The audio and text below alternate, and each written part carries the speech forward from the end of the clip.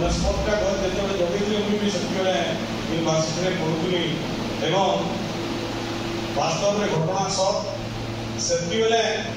श्री जगन्नाथ संस्कृत विश्वविद्यालय जो प्रथम थर मानते जो से समय पूरा खाली बाली थी समुद्र कूल बेटकटा अच्छे अंचल से खाली बाली थी गछ ना तो से समय एनएसएस कैंप जो होता से एनएसएस कैंप रे नेशनल एजुकेशन कैंप होता एवं गोटे प्रोग्राम वृक्षरोपण करवाटा आ से समय आम वॉलंटियर हिसाब से वृक्षरोपण करूँ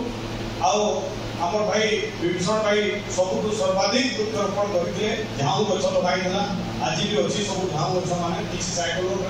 ये अच्छी आज जदि जगन्नाथ यूनिवर्सिटी परिवेश जदि सबुज बनानी को देखा से भूमिका निश्चित भाव में रही है स्कूल के मुझे प्रैक्टिकल भाव में जाइए देखीचे एवं वास्तव में से स्कूल के नहीं गला अनुभव करना है केनता परिवेश से सृष्टि कर ओडिशा रे गोटे अनन्य उच्च विद्यालय कहे अत्युक्ति हम ना स्वतंत्र विद्यालय कहे अत्युक्ति हम ना बहुत सुंदर भाव में विद्यालय परिवेश को रखी आप निश्चित भाव में बरगढ़ माटी पदार्पण करूँ आम बड़ भाई हेल्ले आम बरगढ़ माटी तरफ आप कृतज्ञता ज्ञापन करूँ निश्चित भाव से लक्ष्य सफल हो आगामी दिन में वर्तमान समय तो हो जाइए तो तार पूर्वर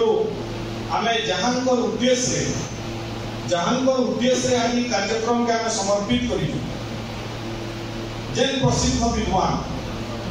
सी हूँ प्रोफेसर प्रहलाद प्रधान